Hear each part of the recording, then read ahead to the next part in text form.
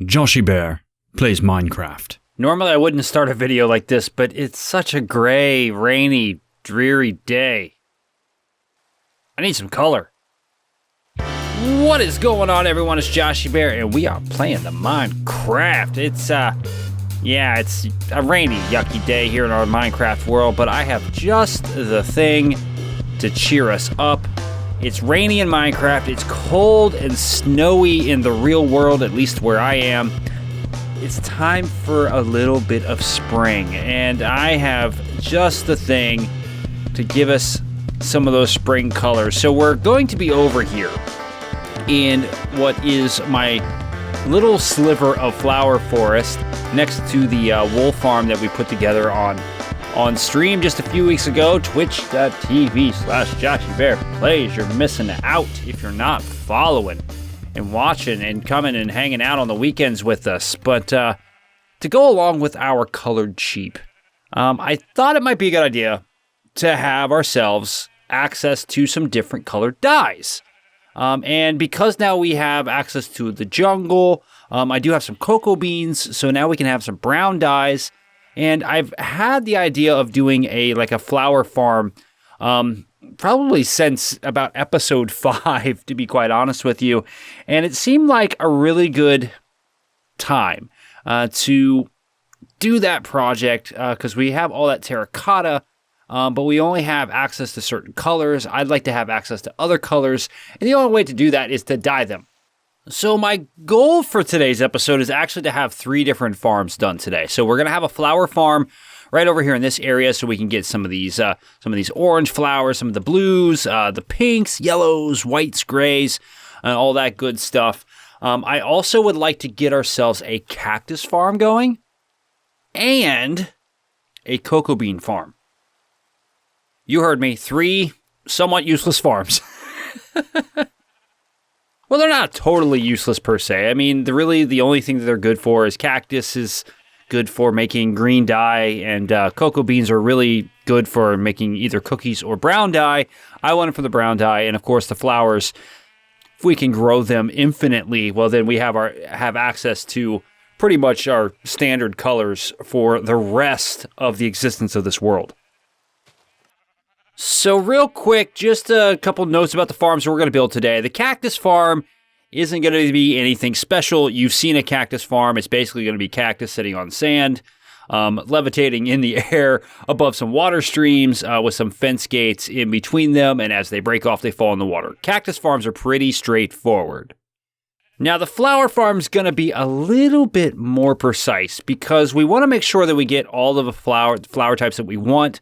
I think the flower types that are right in here are good enough for me because we'll have blues, we'll have red, yellow, orange. I do believe that those are gray. Are those the oxide daisies? I think they are. I haven't learned my Minecraft flowers yet. I guess I could just break it and find out. Nope, that's the azure blue A. And it gives me a light gray dye. Okay, that'll work. Light gray is fine. But we want to make sure we get as many flowers in here as possible. What is that? What kind of flower is that? That's a white tulip, which gives me light gray dye. All right, well, it looks like it's a bunch of light gray dye for me. Anyway, before I become a Minecraft botanist, I want to make sure that I get as many different flower types in this farm as possible. And if we need to, even, expand on it into, different sections of flower farms so that way we can get as many flower types as humanly possible. Like if we come over here, we see that we do have some other flower types. So we've got some more tulips over here. Are those oxide daisies? Those are oxide daisies, and those also give us light gray dye. 3 different flowers giving us light gray dye. The point is if we maximize the number of flowers that we can gain from these flower farms, the more access we have to different colors. We can also combine some of these. There's other sources of colors or of dyes and colors out there in the world. So as long as we can maximize the primary ones, then all the other ones what are you doing here? You all saw nothing. You saw nothing. You saw nothing. You're not seeing this. This is all just a bad dream. And when you wake up, we'll be talking about a flower farm again. as I was saying, if we can maximize the number of flowers, the more primary and secondary colors we have, the more dyes and colors that we can make. And all of that regular terracotta that we have, we can make it any color we want. And I will be a happy camper. So we'll try to maximize the area in which the flower farm sits or make multiple modules. The third farm I have planned for this episode is a cocoa bean farm. And it's not necessarily the most useful thing. But I have a design that I've come up with that I really, really enjoy it because it's fun to watch.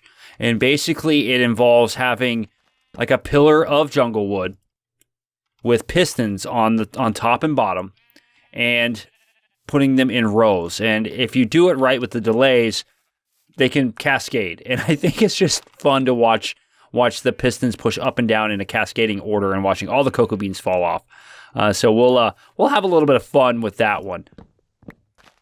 So I think we'll save the cactus farm for last because it's pretty straightforward. But the flower farm, there's so many different ways that you can do this. But basically what it involves is having grass blocks and bone meal and applying bone meal to those grass blocks. So if I come out here to one of these empty grass blocks and apply bone meal, you see that grass and flowers grow. What we're going to be doing is creating a platform that repeatedly does that while shifting it back and forth and knocking all the flowers and grass off. There are so many different ways you can do this, but I have my own design that I'm going to be using that, like it or not, works pretty well. So not to bore you with a bunch of resource gathering, I did take some time beforehand to get a lot of the materials I need ready before we started building here today. For once, I'm prepared. But we basically just need to place a grass platform out here that shifts back and forth with some pistons. Now, the interesting thing about flower forests is that flowers tend to grow in certain patterns. So when we place this initial platform, we want to make sure that we get the biggest variation in flowers. So if we place it in a spot where we're just getting like the tulips, then we're going to get a lot of tulips, maybe a few of the red tulips, and some oxeye daisies. But I've picked this spot for this initial platform because there is a bigger variation in the flower color here. So I can get the most out of the area that I'm going to be utilizing. But first, I need to clear out a little bit of space, put down a bit of a platform to start with, and we can get this flower farm going. So here's the area I'm going to be working with. This is not a required size. I think it's 9 by 11. This can be as big or as small as you'd like. It's really important, how big you make your actual grass pad, because the bone meal can only spread so far. So that will be a 7 by 7 area. But this is really just to give me a good base to work with and kind of lay out some redstone and stuff. But first things first, we want to put our dispenser in place. So we need to find the middle.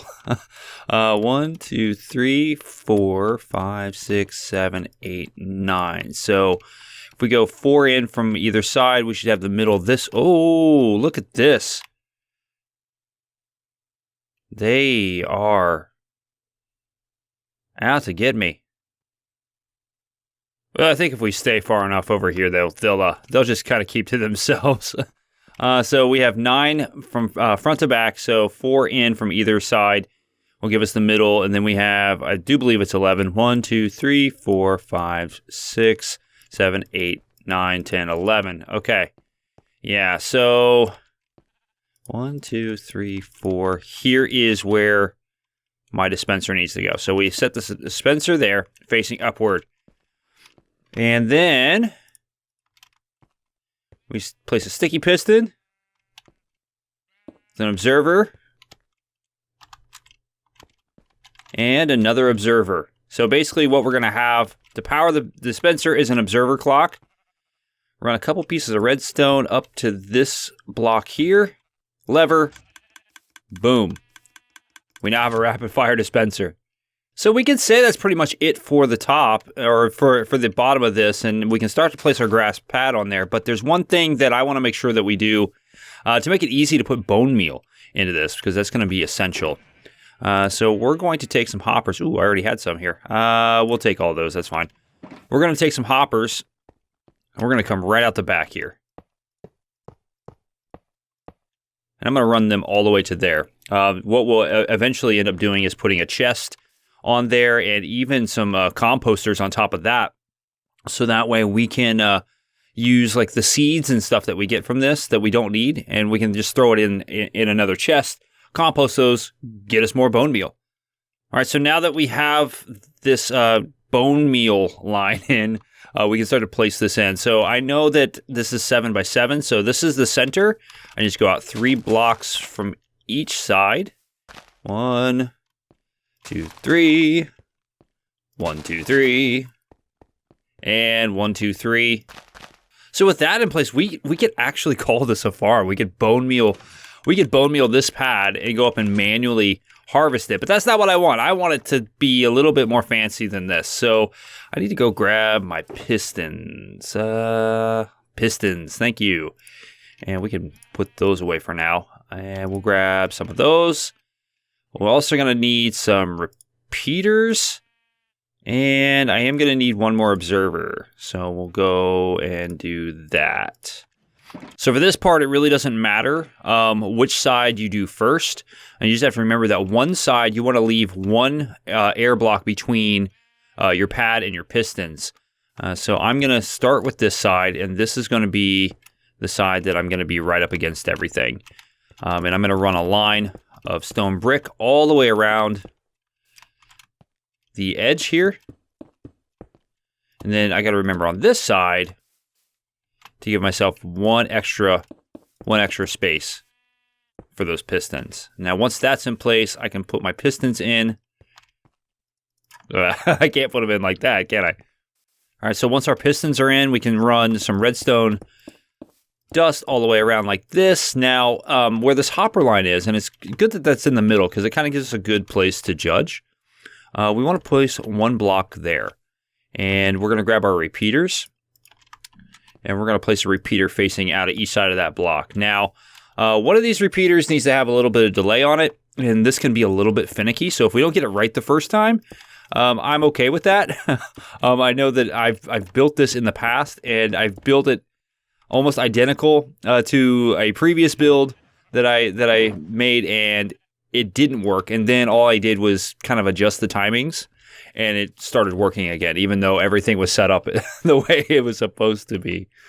So now that the redstone here is run, we need to actually have a way for the pistons to fire whenever this updates or whenever stuff grows. So that way they pulse back and forth and harvest the flowers and the grass and the seeds. What I'm going to do, so I'm actually going to take an observer, and I'm going to come out to the middle. So 1, 2, 3. It's the middle that way. I do believe this is the middle. And we're just going to... Nope. We don't want to do that. We're going to place placeholder there, and then we're going to dig out that block. This observer is going to detect this center block, and anytime something grows on it, it's going to send a signal into all of this redstone. Then all we need to do, run a little bit of a line there, put a block on top, another repeater, and redstone down. All right, so before I put my bone meal chest and composters in, I do have a little bit of bone meal, so I'm going to throw that into these hoppers. Let that load up here a little bit. But I would like to test this out before we do anything else, just to make sure that we've got everything going. So that way, if we have to rebuild everything, we don't have to rebuild it from the beginning. All right, so I think the bone meal's had enough time to get in there. Let's make one quick up, and that's exactly what I was afraid of. Those pistons are not firing as they should. Let's see here. I'm going to put that on 3 ticks here. I think that was it. There we go. And our flower farm is working. That's beautiful. All right, so the one downside to this is that, yes, you do have to manually collect everything. But I don't think that that's a big issue, only because it's a small area. And if you need that many flowers in a single-player world where you need a huge area that is unfeasible to walk around and collect it, then you might want a different solution than this. But for a single-player Let's Play world, this is perfect. All right, so the next thing I want to do is I want to put our bone meal feed system in here, and this is really a simple thing to do. So what we want to have two options to feed bone meal into this. So the first option is just to have a double chest back here that we can throw bone meal into. Right? We have a skeleton farm, we have our mob farm, we have plenty of bone meal. We could come over here and stock this up for days. But I also want to be able to use some of what we get here to make our own bone meal. So I'm going to stick another set of hoppers into the back of that chest. We're going to put two composters on top of that. Fall off the side of the chest. We're going to put two hoppers in the top of those composters. And we're going to fall off again. Sometimes Minecraft just, moving around is hard. We're going to get some scaffolding and be smart about this. But then all we really need to do, because I'm on scaffolding, I've got to do this whole jump crouch thing. And we place ourselves another chest there. So what we can do is the seeds that we get, I don't have any on me, we can use these tulips, but basically we can throw these tulips or whatever compostable material into that chest, create compost and bone meal, which will just get filtered here. Alternatively, we can just come over here and go, here's a bunch of bone meal, and it's all going to get fed into the system. Now, eventually, we'll set up a little bit of a better collection area or storage area, but for now, we're just going to set a double chest right here and be done with it. I can climb up on that chest, get up here, and all is well. All right, so now that we have at least one pad for our flower farm out here done, I think it's time to move on to the next installment of the dye factory that this is going to actually become, I think. And that is a cocoa bean farm. Now, there are dozens of ways that we can do this. When I first started recording the episode, there was one way that I thought that I wanted to do it.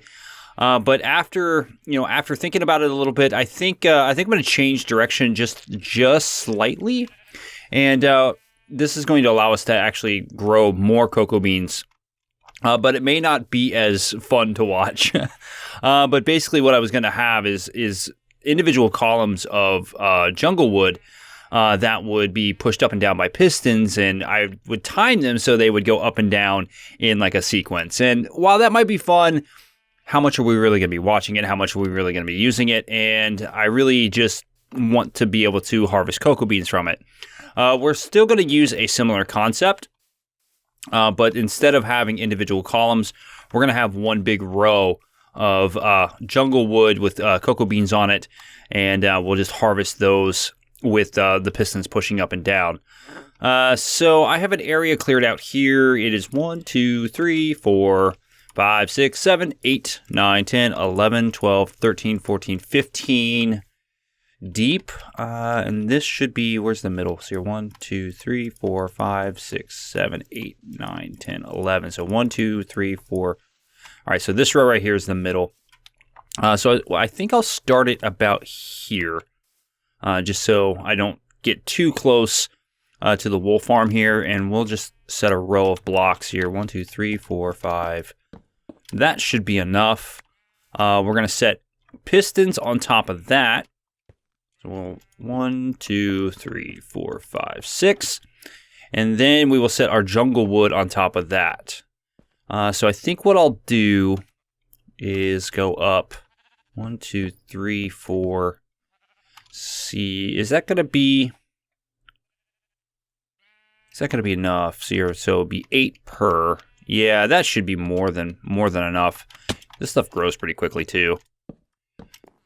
All right, so now that we have all of our jungle wood up here, we do need to get our pistons in place for the top, which means we kind of need to do this. And actually, I think I'm going to take out a row of this jungle wood just to make it easier for me to actually place these pistons. But I'll go ahead and put this in place. We'll take out one row real quick, and then we'll have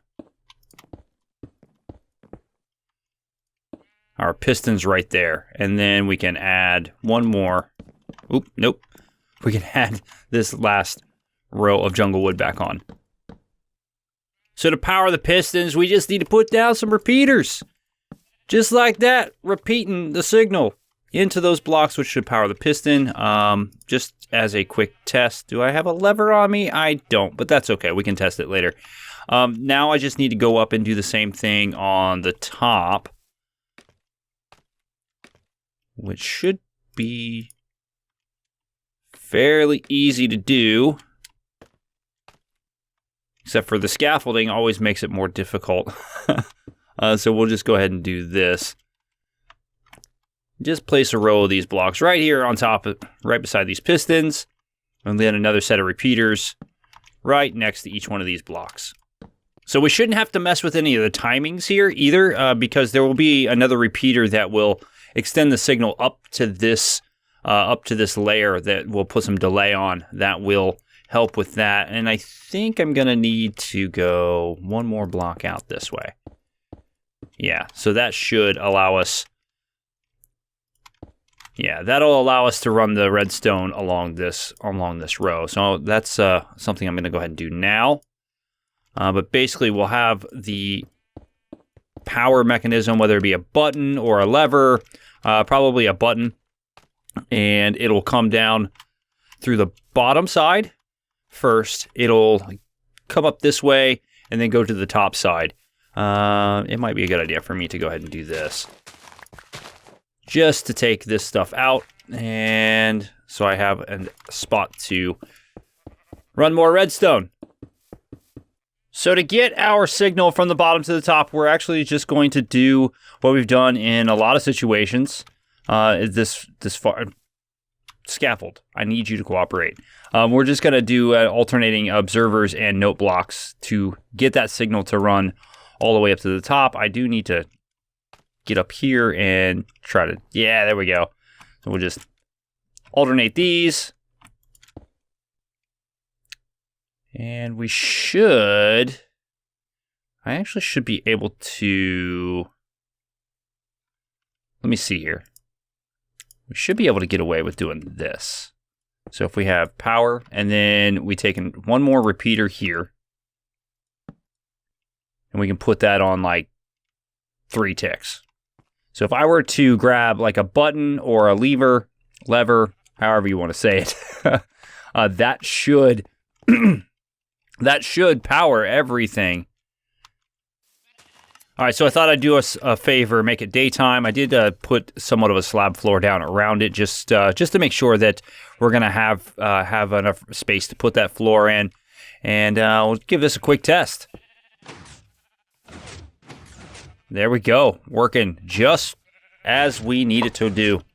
All right, perfect. So the next step, of course, we just need to figure out where we want the redstone to be. Probably out here toward the front. So I'll go ahead and run that now, and then we'll put our floor in and start getting some cocoa beans growing. All right, so without the polish that we plan to put on here a little bit later, maybe not this episode, but this is the farm. It's working, and I don't have enough cocoa beans to plant all the way around, but this is kind of what we're going to be looking at now. This back edge, I don't think we'll put any on that.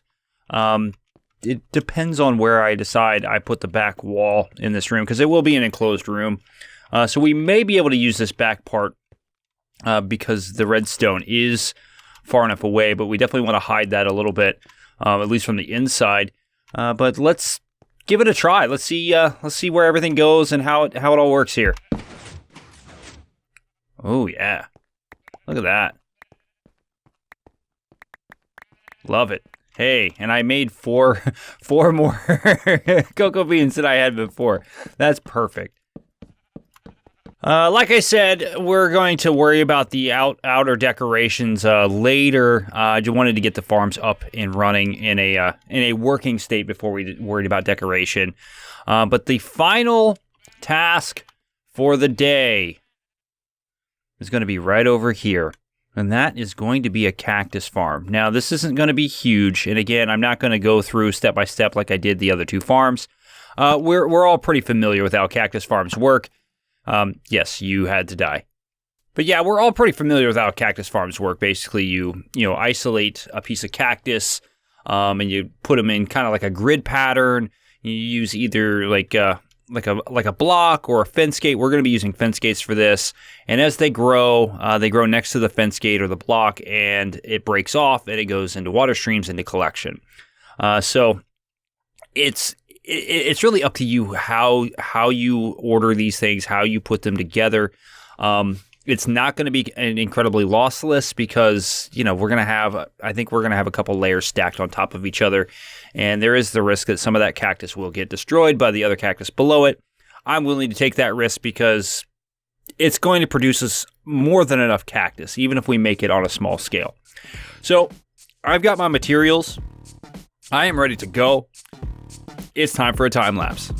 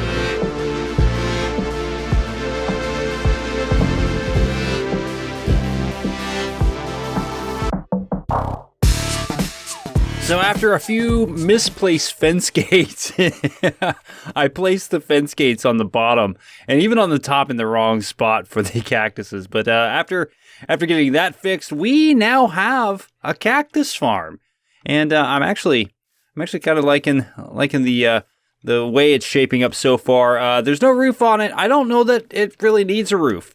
We may put something on it later after we start decorating the rest of this, but.